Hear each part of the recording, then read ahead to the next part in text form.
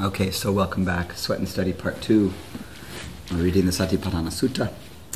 And we're talking about mindfulness. And to begin today, let's just... we do have multiple copies. So I just found this one back there. All right, so we have an extra. Here's an extra for you. So we're reading this beautiful old text. This is a text from the Buddha's teaching that really lays out the meditative instructions in a very systematic and linear way. It lays out the practice of mindfulness. And if you remember from last week, we talked about mindfulness as direct knowing of what's happening while it's happening. So an immediate awareness, or present time awareness, it's sometimes called. And let's just read the opening of the scripture. We read from the beginning just through the breath instructions and the refrain. And then we'll go on. So we'll read it, and then we'll see if there's any questions lingering from last week. And we'll go on from there. So I'll read the opening invocation that again begins with Ananda retelling what he remembers the Buddha saying. And it announces where the Buddha gave this text. And we'll just go around in a circle reading one paragraph each. Thus have I heard. On one occasion the Blessed One was living in the Kuru country at a town of the Kurus named Kammasadhamma. There he addressed the monks thus. Monks, Venerable Sir, they replied.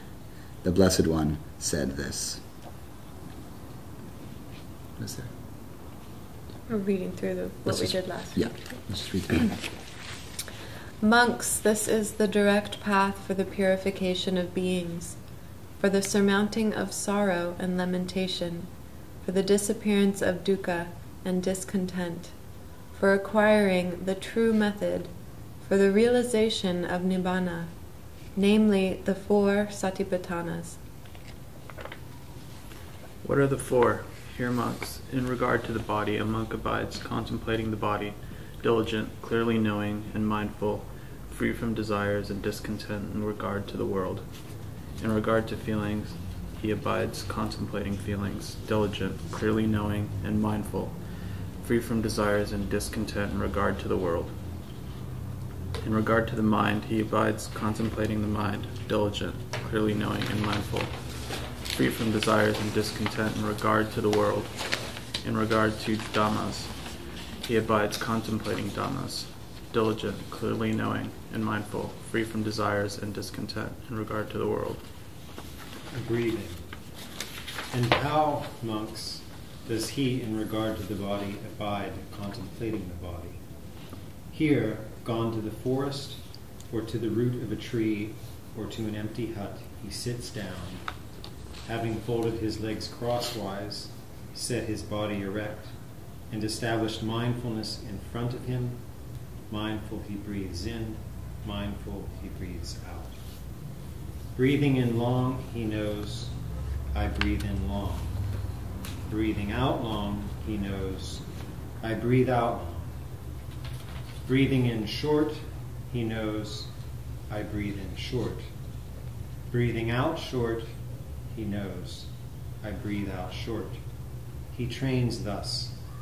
I shall breathe in experiencing the whole body. He trains thus. I shall breathe out experiencing the whole body. He trains thus. I shall breathe in calming the bodily formation. He trains thus. I shall breathe out calming the bodily formation. Just as a skilled turner or his apprentice, when making a long turn, knows, I make a long turn, or when making a short turn, knows, I make a short turn, so too, breathing in long, he knows, I breathe in long. Great. And that whole, as we know with the ellipses in here, the text is repetitive for oral tradition. So you know at the end of that paragraph, breathing in long, he knows I breathe in long. The text actually repeats that entire previous paragraph. Breathing in long, breathing out short, you know it. breathing in, experience the whole body, out, experiencing the whole body, in, calming the bodily formation, out, calming the bodily formation. Right. Great, and let's read the refrain. Okay. In this way, in regard to the body, he abides contemplating the body internally, or he abides contemplating the body externally, or he abides contemplating the body both internally and externally.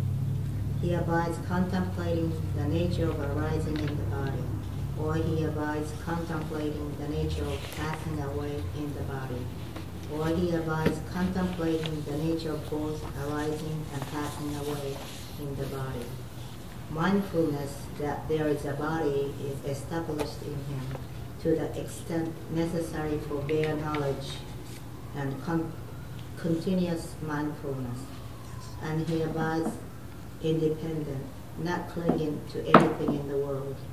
This is how, in regard to the body, he abides contemplating the body. Yes. Great. So, this refrain comes in between each of the sets of instructions that we have. We talked a little bit about it last time. We'll talk a little bit about it more. Maybe each time it arises, we might mention a little bit in relation to it. The primary structure of the refrain is that it talks about being mindful, in this case of breath, both internally and externally, and then both internally and externally. And there's a number of different explanations as to what that means. Last week I mentioned one, that it's not explained further in the text what this internal and external means. So the commentary has had a good time figuring out what that means. And one guess is that it actually means you develop your psychic powers so that you can perceive the breath in someone else. And so as I'm sitting here contemplating, aware of my own breath coming in and out, long and short, calming, etc., I might send my attention into Jay's body and be mindful of his breath coming in and out, long and short, calming, not calming, etc. And aware of him doing that. That makes me wonder a little bit if I can do all four of those in relation to someone else's breath. Like I could be aware of Jay breathing in and out, but could I undertake the training to calm the breath body? And certainly some folks who talk about or cultivate psychic power might say yes, indeed.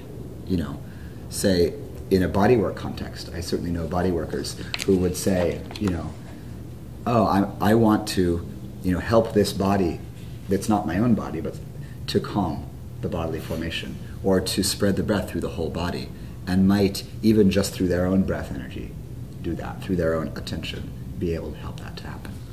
So I don't discount the possibility that interpretation is something that's possible. It's interesting that would be so central to the text, that he would mention it after every instruction. Another instruction that's somewhat less supernatural, if you consider psychic power supernatural, is simply through observation. And that mindfulness is often very much about observing the world, often about observing the internal world. But one interpretation in the commentaries of this instruction is that I might simply visually observe another's body. So I might, in meditation, observe David sitting in his beautiful tall posture, and I might observe his breath moving and be mindful of that, and begin to just attend to the length of his breath, the calmness in his body, the way the breath is percolating through his whole body. So there's that suggestion as well. I have a question. Please. Doesn't it seem pretty natural in a way that as we cultivate something in ourselves, we're able to recognize it externally more clearly? Like it's not necessarily a siddhi or psychic power development. It's, right. Like I know when my breath is really contracted what that feels like. And so when I'm interacting with somebody who has a really contracted breath, or they're talking really fast or something, it's like I can recognize it. I'm like, oh, they're like ramped up, or whatever. Like totally. So that's how I hear this kind of thing. It's basically where I go with it as well. And, the early commentaries, they loved the siddhis. They were Right. just super into them. Right. And siddhi, S-I-D-D-H-I, is the Sanskrit and Pali word for supernatural powers, like walking through walls and walking on water, and all the famous yogic, spectacles that many, many old texts talk about, and the Buddhist texts talk about them as well. And as far as we can tell through reports of very accomplished practitioners, they do exist. They seem to be quite rare. And almost every text that I know of that talks about them, including the Buddhist texts, including Patanjali, which we read in February, both kind of goes on and on about them, but then also says that, they're not that necessary. They're not necessary for enlightenment, and they're not very useful, and it's very easy to get attached to them. So if you're really good, for instance, at really knowing what someone else is feeling, and really grokking their thing and totally getting them kind of psychically, you can get some renown in this world. The world kind of likes people with skills like that. And all sorts of gurus kind of manifest those skills and get really popular. So, and gurus do all sorts of unskillful things as well, some of them. With those powers. With those powers, absolutely. So I think they wouldn't be in all the texts if they didn't exist, even if they're quite rare. And the warnings in the texts wouldn't exist if the downfall or danger of those practices wasn't recognized a long time ago. So that seems to be, the text seems to be referring either to a substantial psychic power, really feeling what someone else is feeling, or the way we might more usefully interpret it, that mindfulness of my own system brings me into mindfulness of another. And a Mahayana interpretation, so somewhat after the early Buddhist texts here, when people started really talking about empathy as a primary yogic skill and direction and intention, and cultivating compassion really as the center of the path, cultivating the sense of a web of all beings, which would show up. It's implied for sure in the early texts, but it really shows up big time a few hundred years later. And folks start talking about, an infinite web of jewels, where each node of the web is a jewel that reflects all the other jewels, all the other nodes, and that every being, everything is a node like that. And so seeing someone else, you would recognize yourself in them and, feel what they recognize, a non-separation between me and them. Right? And that springs out of the recognition of not self, which we'll maybe touch on a little bit more. So I think a Mahayana interpretation of that might be something like cultivate mindfulness of the self, but then recognize that the self is actually porous and infinite and touches all other selves. And so then that mindfulness also can be infinite and reach out. So that I'm aware of my own suffering, I'm also aware of your suffering. Right? And we then get to be intimate in that way.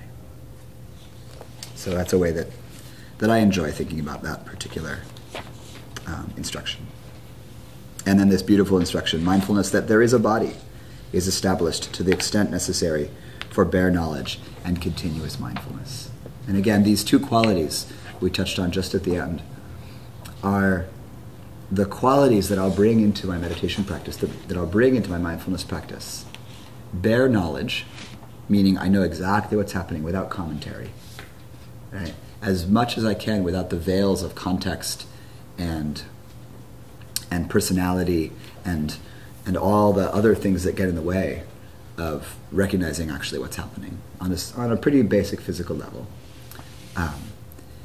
And continuous mindfulness. So recognize what's happening as it's happening, and then keep doing that over time. So if you go on long retreat, you'll be encouraged to first just generate mindfulness itself. Figure out how to see what's happening. Oh, now I'm breathing. Now I'm reaching my arm out. Now I'm walking. Now I'm turning to look.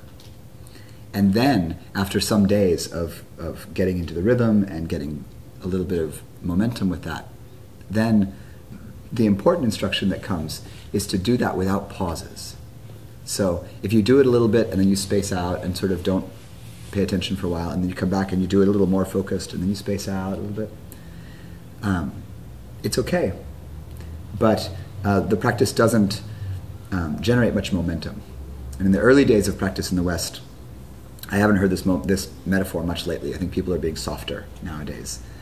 But in the early days of meditation practice in the West, you would hear the metaphor of a pot on the stove. And they would say applying mindfulness is like turning the fire on the pot. And then getting spaced out is like turning the fire off. And then you turn it on again, and then you turn it off. And it's like, well, you're not going to get much tea out of this. You're not going to get your soup. So then the focus, continuous mindfulness, means no breaks. Right? It doesn't mean you strive the whole time, because you'll run out of juice. Can't do that. But it means you don't give yourself it means you don't just whatever you do to space out. All right. See, okay, now I'm taking a rest, but I'm really mindful of my body resting. That's all. And so then continuity becomes the most important. And you can begin to practice with this. Now that I've told you that it's the most important thing to cultivate, and there's many most important things to cultivate, but continuity is a wonderful one.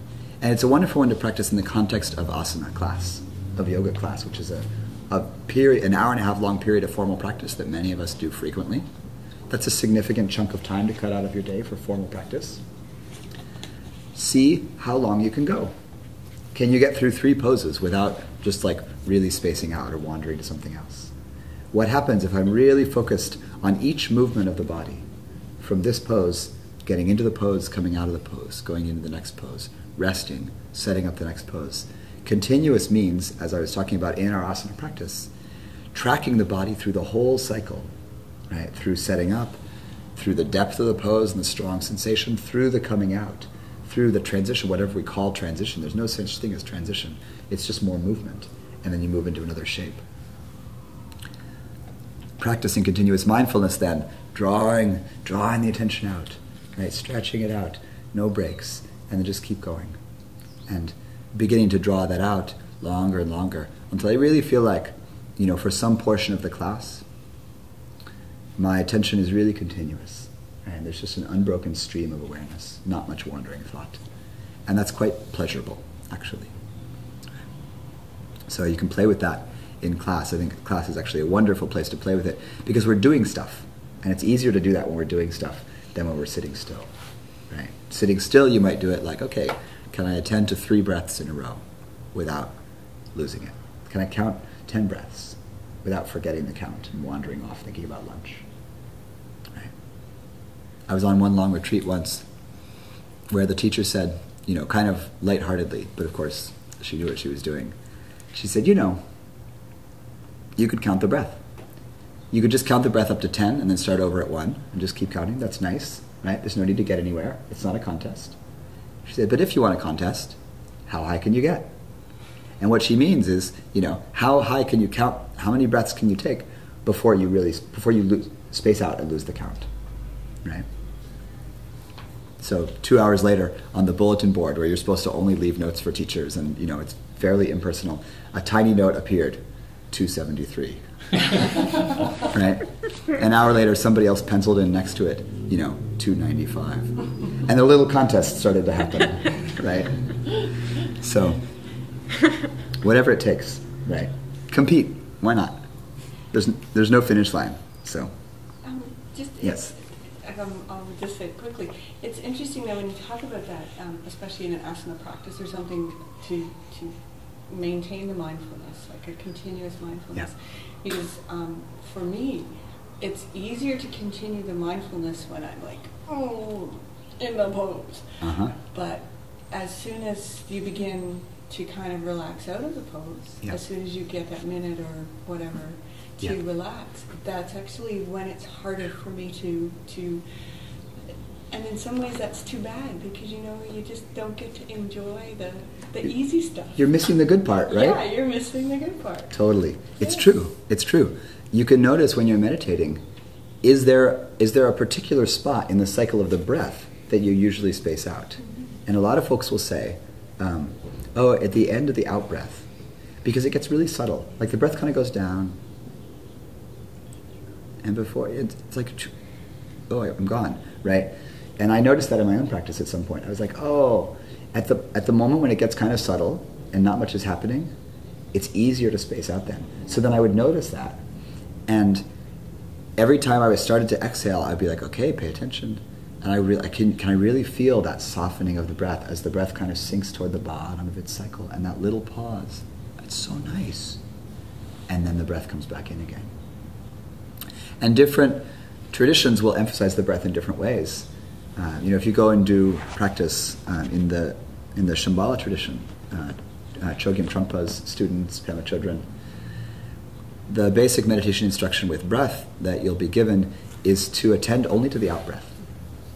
So feel the out-breath and then ignore the in-breath, let it come in on its own. So that you actually have a balance of focus and release. And it's a nice practice, right? You sort of really pay attention to the out-breath, and that, again, the out-breath emphasizes relaxing, so it's a relaxing practice. And then you let the in-breath kind of come in on its own. You don't lean into the in-breath, bring up heat, bring up effort. You just kind of let the breath come back in, and then it goes out. Right? So in asana, often, if I'm wanting to focus on that exact thing, we're in the depth of the pose, doing something. And it'd be like, okay, before we come out, like, be aware of what you do. And then really come out gracefully. Feel the whole process of coming out and coming back to neutral. And don't space out here. Like, really feel it, the whole coming back. And then pause and take that delicious resting breath. And noting the pleasure of it can really help you to stay there. Right? If you really notice, it feels good, I don't want to leave during this good spot. So it's a great thing to notice. So thank you for that. Anything else before we go on with the breath instructions or the refrain? Let's go on. So, David, would you read postures? Again, monks, when walking he knows I am walking. When standing he knows I am standing. When sitting he knows I am sitting. When lying down he knows I am lying down. Lovely, just there. So, and then we'll read the refrain again. So, the practice of the four postures, super basic. These four postures have become, in Southeast Asian meditation, they've been expanded from that simple one sentence to be, okay, there's four meditation postures. You could meditate in the standing posture. You could meditate in what the early British translators called the reclining posture. And one of our teachers, Christopher, who's British, really says, you're really enjoying the reclining posture. Just lay it out. He's a little derisive of the reclining posture. There are some monasteries and practices who love the reclining posture. Practice laying down. Relax. It's so wonderful, right? And very deep practice can happen, right? It's a very different thing. Practicing, like, when I first started Zen, it was very much not lying down practice. You're pretty much never allowed to lie down. You had to sit bolt upright, lifting the chest, with the elbows out, eggs in the armpits, and the hand in the cosmic mudra, thumb together, fingertips barely touching, just at the navel, eyes open, chin tucked. Right. So slightly laughable. I'm only exaggerating slightly, and not really. And if you slump, your thumbs come apart. So that's how everybody knows that you're falling asleep. And they'll come around and hit you with a stick to wake you up. So that's one. Only in Rinzai. Only in Rinzai. Not all Zen. No. In San Francisco Zen, Soto Zen. Not like. Very early on in the practice, they did used to use the stick. Very early on in the practice. First, they changed the rule so that they wouldn't just hit you when you needed it. You had to ask to be hit. So if you were like, I'm falling asleep, I could use a little hit, you would just go like this while they walked around behind you, and you would feel a little tap, and then you would get whacked. And then they pretty much discarded it altogether. But in the cold, stern Rinzai Zen that is my lineage, and we consider ourselves, the most badass of the Zen. In fact, just down at Mount Bali, we're tough, right? Rocky, cold mountain. They're just like none of this, asking for it business. Like every morning I got whacked. So I didn't last that long there. But 6 years, on and off, mostly off. So, 4 postures: sitting, standing, walking, lying down. And the encouragement really is that mindfulness is not a sitting practice. Mindfulness is not a sitting meditation practice. Mindfulness is an all-the-time practice. Sitting happens to be a wonderful posture for feeling grounded. So the cross-leg position is very grounding. And he does mention, he favors the cross-leg position. At the beginning of the sutta, remember, he says, find the root of a tree or an empty hut, and sitting down, fold your leg crosswise, upper body erect. Right? That's the posture that the scripture names in the beginning. But here he says, when you're in any of these 4 postures, be mindful. And he says, or he knows accordingly, however his body is disposed. That's the last line of that paragraph. Oh, did you read the whole thing? Did you get that far? You said it was enough things. You told him to stop. I thought you had just gotten to the end, but I cut you off before the last line. Or he knows accordingly, however his body is disposed. Thank you. So that's good. So there's the 4 postures, and then and by the way, any shape your body's in. So this is for us in asana, right? She knows accordingly, however her body is disposed. So if her body is disposed in Warrior 2, then that's how her body is disposed. Disposed, nice old Victorian word, right? Whatever shape the body is in, you know it. So everyone pause right now exactly what you're doing. Don't move at all. And feel exactly like the tilt of the head, the curve of the spine, how the legs are arranged, how the hands are.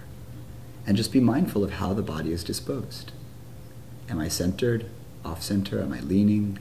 Where's the weight, center of gravity? And just knowing this posture. Can you feel the body in this posture? And then for fun, mindful of the whole transition, go ahead and change to another posture. So shift something in your body to some other way of being. Feel the whole shift. And then pause there. And again, note.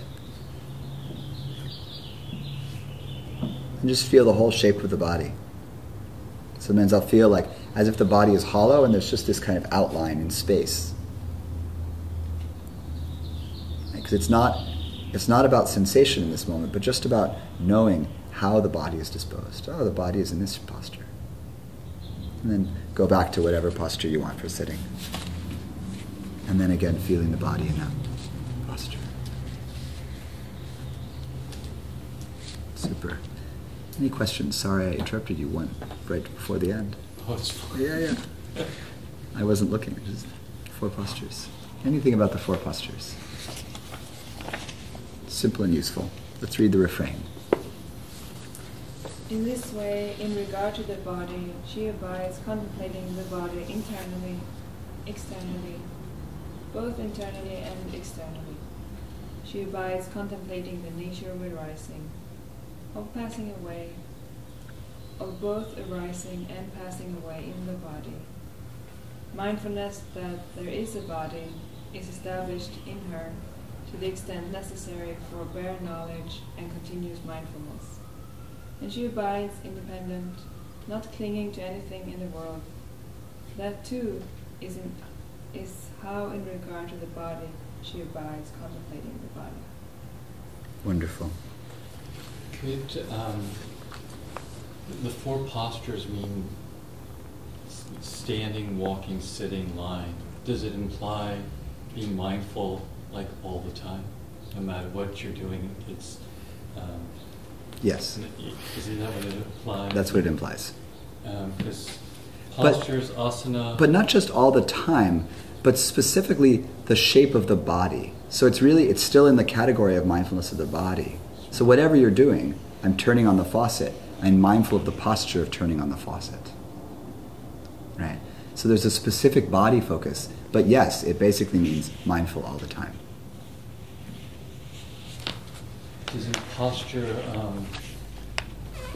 come from asana? Right? Asana is a posture. Asana is a posture. And asana is a seat. Asana literally means seat. We translate it roughly as posture, but it means the seat. A seat, but a seat where you sit yourself to, so it's in relationship to, as opposed to just a seat you take. Isn't it like a seat? Say more? where it's a point of view on how you see something. Yes. Right? So if you're walking and how you see your life is in that walking way.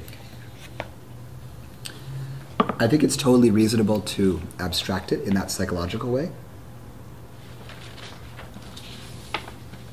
Excuse me. The word āsana literally means seat, right? And if you go and practice with some Indian teachers, they'll say, "Did you bring your āsana?" Often in the translation from Sanskrit to Hindi, that the last A is dropped. So in the sort of Hindi casual, they'll say, "Did you bring your āsana?" which means your sitting cushion or your sitting rug. And one teacher I practiced with, they would sell asanas.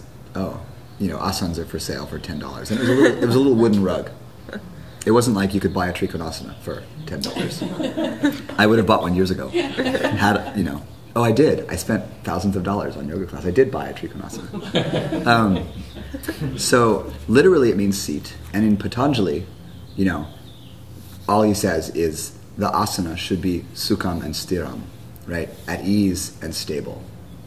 So in that usage, it feels really like it's not meaning the physical seat, but it's meaning, posture, essentially, even though it literally means seat. Your seat should be stable and easeful.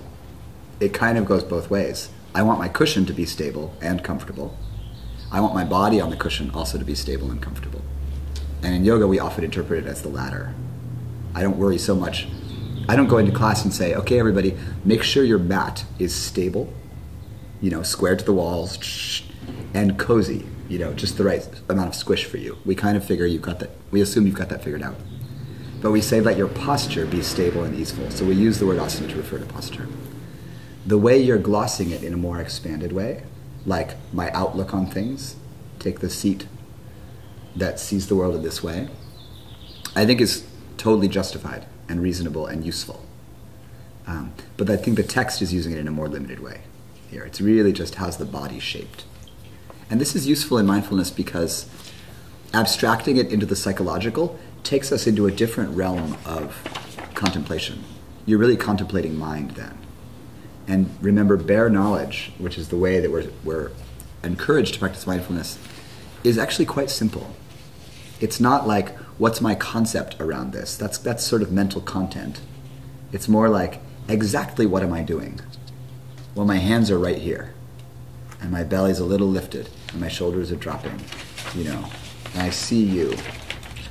But even that's a kind of a concept. I see shapes and colors over there, and then ideas come in, and there's a whole process that happens. Mindfulness just wants to see all of that very clearly. Right? It doesn't get as involved with content, mental content. Thanks for asking. So, one last thing, since we're talking about postures and yoga, in the refrain, she abides contemplating the nature of arising, of passing away, of both arising and passing away. So, in relation to a posture, here's the instruction to notice how you get into it, how you abide in it, and how it passes away. Right? In a tantric or bhakti yoga way, you could say, notice the Brahma, the creation of the pose, notice the Vishnu, the sustaining of the pose, notice the Shiva, the dissolution of the pose.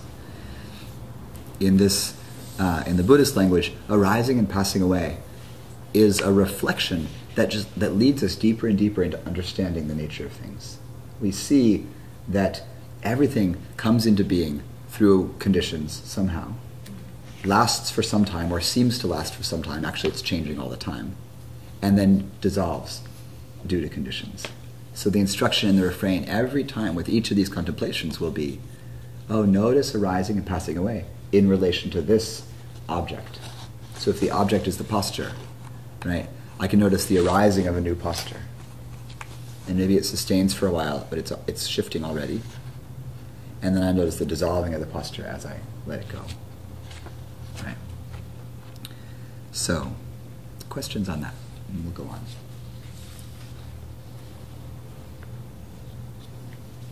All right. And as if we didn't know that this would apply to all activities, it applies to all activities. So here's the next paragraph. Would you, Catherine? Oh, do you have your I'm glasses? the one with no glasses. You're off the hook. Would you? Sure. Again, monks, when going forward and returning, he acts clearly knowing. When looking ahead and looking away, he acts clearly knowing. When flexing and extending his limbs, he acts clearly knowing. When wearing his robes and carrying his outer robe and bowl, he acts clearly knowing. When eating, drinking, consuming food, and tasting, he acts clearly knowing. When defecating and urinating, he acts clearly knowing. When walking, standing, sitting, falling asleep, waking up, talking, and keeping silent, he acts clearly knowing. Let's go right on and read the refrain. In this way, in regard to the body, he abides contemplating the body internally, externally, both internally and externally. He abides contemplating the nature of arising, of passing away, of both arising and passing away in the body. Mindfulness that there is a body is established in him to the extent necessary for bare knowledge and continuous mindfulness, and he abides independent, not clinging to anything in the world. That too is how, in regard to the body, he abides contemplating the body. Wonderful. Any questions? Pretty straightforward. When she gets her pedicures, When she acts she abides clearly knowing. contemplating. Totally. The arising of the bright red color, the chipping of the bright red color. Right. Every activity. Every activity, you know. Some of the interesting activities that we do in modern culture, you know, seem strange to me if I consider this list. This is a list of very straightforward physical things one might do. Moving around, moving forward and back, using the toilet, eating food, chewing, swallowing, da-da-da-da. You know, all good. But what about, you know, when she goes to a really loud action movie that's completely overwhelming and she forgets who she is for a while? That one's harder, right? Oh, she acts clearly knowing. You know, how do you take an instruction like this into some of the very complex and multi-layered activities that we do in a very complex, you know, modern life? That's hard. That's hard. When Harry Potter's being chased by the Death Eaters, there's nothing else happening. There's no clearly knowing. It's just, you know. There's no Sarah. Run, Harry! Anymore. There's only... Totally. You know, expecto patronum. He acts clearly knowing. So, right, what happens, you know, we do so many things, and this is actually an interesting little point, perhaps for you, it is for me. I've noticed at different times in my life that I really like to do some things where I lose myself in them. Like, oh, what happens when I'm dancing or I'm making, or I'm playing the piano, and I kind of lose myself. I actually lose clearly knowing. For me, dancing and playing the piano are two of my examples. You all have them, I'm sure. Where you really I'm not actually clearly knowing. And it's not what I want to do in this moment. What I want to do in this moment is just give over to some other quality of life, right? To just listening, but not mindful of listening now I am listening, but more a very non-discursive. And mindfulness can be a little bit discursive. It can be hey, now I'm listening. Oh, now I'm pressing the keys. Now there's pleasure arising in my bodily system. You know? No, I'm not doing that. I'm you know. So, or I'm lost in the movie, or whatever. You know, in the middle of making love, do I pause and say, you know, making love? He acts clearly knowing, right? You know, arising and passing. I don't so much. Right, something else is happening. So what do you think? Is it just open contemplation? What is the relationship to passion then? Because in most of those instances, whether it's music or making love or dancing, it's usually a passionate response towards evoking some feeling of ecstasy within. Yep. And if mindfulness is to take the temperature down, it's, I guess, the part of Buddhism that I've never reconciled really well with. With your passionate self, my friend? Yes, with the passion itself, but also because I think that there's something about that is actually at least in my experience, I feel those are moments where the boundaries of my identity are actually more fluid. Yeah. And I feel that I'm connecting Yeah. in some ways to the greater universe. Yes. And when I'm in a state of like, now I am, here I am, I feel like I'm almost reiterating the ego shell. Yeah. Like the echo chamber. Like mindfulness can become an echo chamber Yeah. of perception, reflection, perception, reflection. For sure. For sure. And that to me is one of the I tend to view it as like you create this practice to then have the form break more exquisitely. Uh-huh. And I want to say too, because in my experiences, like what might be like transcendental experiences or something, or very in-body, like awake, ecstatic experiences, the mindfulness doesn't need to be in this like noting kind of verbal articulation inside. It just is. There's just the beingness that's happening that I think is what you're... Yeah, that's, I feel it's like, and I don't think that's separate. You know, I think there's a union happening. There's a yoga happening in the kind of experiences I'm thinking you're talking about, where there's just the piano playing, there's like an absorption or something, but it's, I don't know that that means that it's dissociated or disconnected or, you know, Right. like... I'm sort of thinking that the word passion is kind of a sort of almost, sometimes people sort of think of it as almost like a derogatory, like in this Right, context. right. Because, I mean, it's sort of almost like you have like a pre-mindful mindfulness and a post-mindful mindfulness, and then you can kind of have your like daily mindfulness. And your daily mindfulness is like kind of you're practicing mindfulness all the time.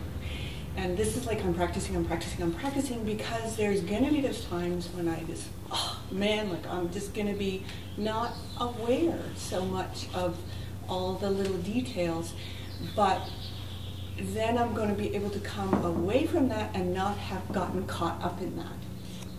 Yeah. And that was a great, but my post-mindfulness, mindfulness, Right. is going to say, that was good, but that arose, it was, and it's gone.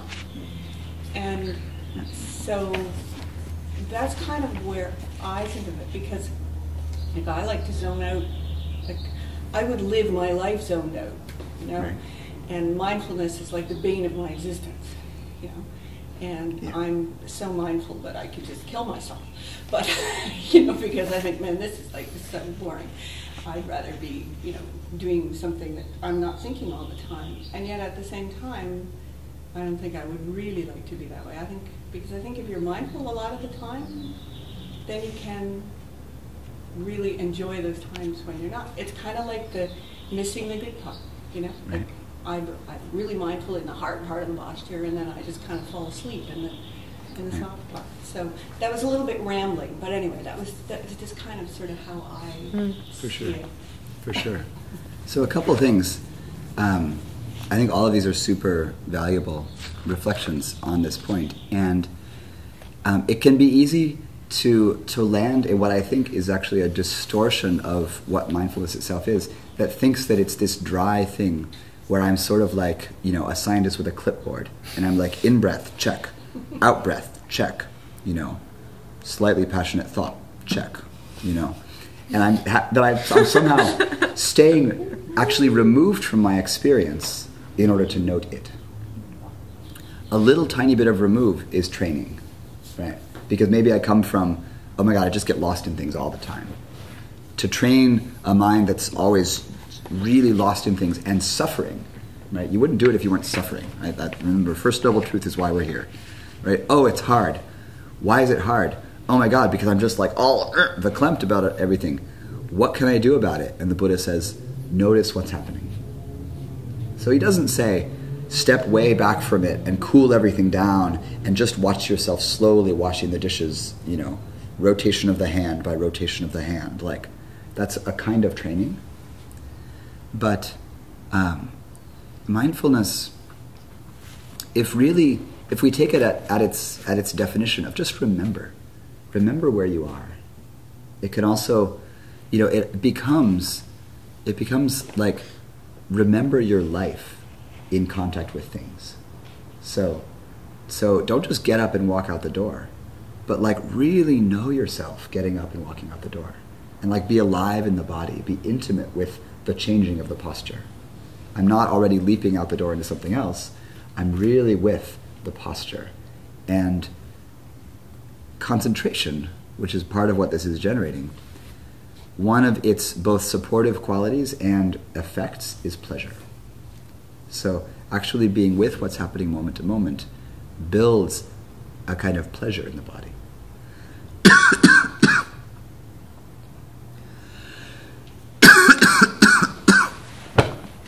Thank you.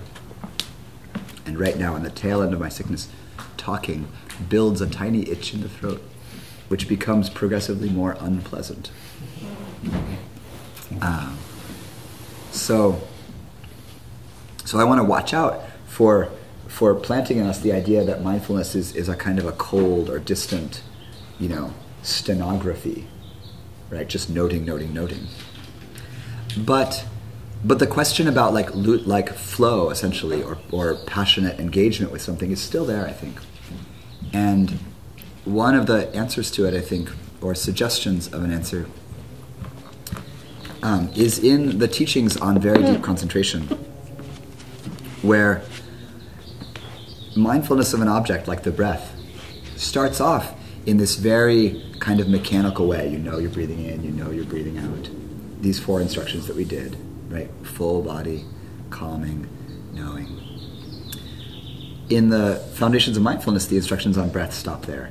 In another text, a few scriptures later, called the Anapanasati Sutta, the Mindfulness of Breathing text, there are 16 instructions, and the first 4 are the same, and there's 12 more. And the 12 more move you into a deeper and deeper both absorption with the breath, intimate engagement with breath, and then into using the breath as a doorway to quite subtle states of pleasure and openness. And so, the instruction will come to be absorbed in the breath, completely dissolved into the breath, and then bring to mind the perception of infinite space, and let the breath dissolve into the perception of infinite space. And people who practice these contemplations, which are called jhanas, deep concentrative absorption, where the mind is very still, or the mind perhaps is not the right way to say it, but the attention is deeply resting in one place, for instance on the breath.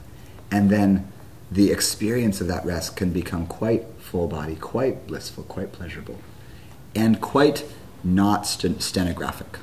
So quite not doing the, now the breath is coming in, now the breath is going out. You don't need to do that all the time, right? You sit for 5 minutes and you're like in, out, you know it. You drop the notes and just be breathed. With the whole body be breathing. And that's what that whole body instruction can lead to. It's just a very sweet, soft, for me it feels a little bit like being a jellyfish in a sort of undulating tide, or some seaweed. Like the breath is just like doing itself. And the awareness is quite soft in it.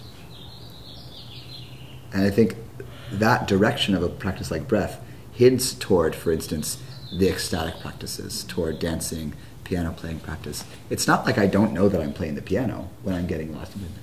I'm just not noting. Now I'm pressing an F sharp. It's more like somewhere in my, I'm playing lots of notes, and somewhere in me. But isn't it? Couldn't you say that in these moments of ecstasy, or playing the piano, that it's so aware that the finger knows where it has to go. Yeah. And I don't know how the Buddhists say that, but it's just a suggestion or a question. Yeah. That the awareness is so it's in the fingers. It already the attention is so connected. It's right in the body. Yeah, absolutely. I think, it moves from subtle to gross levels of mindfulness, because you're probably very aware of the sound that you're creating, but your whole body is just going along creating that. You're not breaking it down into these little points of finger here and finger. Right. Right? Right. Absolutely. And you can, and a metaphor I'll use often in mindfulness practice is like a camera lens. You can zoom way in, so I'm attending to just the pinky moving. Or I can zoom way out and attend to the whole movement of the whole body and sound swirling around. And both are mindfulness, but they're a different way of using my lens. So when I'm dancing and I'm like flying backward over someone's body, it does not help if I zone in on my big toe and be like, wow, my toe is reaching this way and my other toe is reaching this way, and that's incredible. I'll probably, have an accident soon if I dance that way. I'll open my attention way up and I'll be like, oh, there's somebody right there, there's people there, and momentum is like, I'm going, and I'm not even doing that as far as discursive. I'm just like going, and my body knows something about that. So the Westerners call this flow, right? The wonderful guy with a very long, complicated name, Csikszentmihalyi, psychologist, researcher, talking about flow. I think it was him. On meditation retreat, we'll talk sometimes about like the guide. Like you're practicing along. We do this in āsana class as well. Who is it, that little voice in the back, that says, now apply a little more effort. Now press the back of your foot down. It's like, oh, now relax a little bit. Now open your awareness. Now focus it in. Like something in you is kind of just guiding, right? And so that's also kind of mindfulness, is you're attending to what's happening, and then there's a little bit of shaping going on. So that's a couple things about this. We're not hurtling forward in the text, but I like this particular conversation. Anything else about, in a way, just our own sense of, what does it mean to be mindful in activities that are more complicated, perhaps, than going forward and returning, but that are, full body, emotional, complex with mental and emotional and physical attributes that are all happening all at once, often with momentum. What's it like? For me, listening to this conversation, I'm thinking of mindfulness as a training to be in the moment. Yeah. And not be lost in the thoughts in the future and the past. And when you lose yourself in a passionate moment, like dancing or playing, whatever, you are only the moment. Super in the moment. Yeah. And I don't know if that's the whole point of like living completely passionate, but in one way, for me it is. Like if I can be that passionate about every moment. Absolutely. I think that's what draws us to being in those kinds of states, that it's actually so pleasurable to be in the moment, not distracted into past and future in that way. And then what a text like this will encourage us toward is that mindfulness brings us into the moment, not because being in the moment is somehow intrinsically better, but because it has an effect. And its effect is that it inclines toward insight. So, for instance, if you take the refrain as your example, as the example of what the text, what in here the Buddha is asking us to do, when I'm when I'm dancing full out, I'm completely in the present, and there's this kind of flow happening, and I'm not thinking really, is it conducive of insight into, for instance, the nature of my own sorrow or suffering and the release from that? And it might actually be, right? I'm released from suffering certainly temporarily while I'm doing it, and I might see very clearly while I'm doing that some way that I get stuck other places, right? People have insights in dancing all the time. It's wonderful. Does that kind of presence incline you towards seeing arising and passing away? Like, do you actually notice, oh, I got myself into this state by doing this stuff that I really love. Now I'm doing this, and I don't want it to end.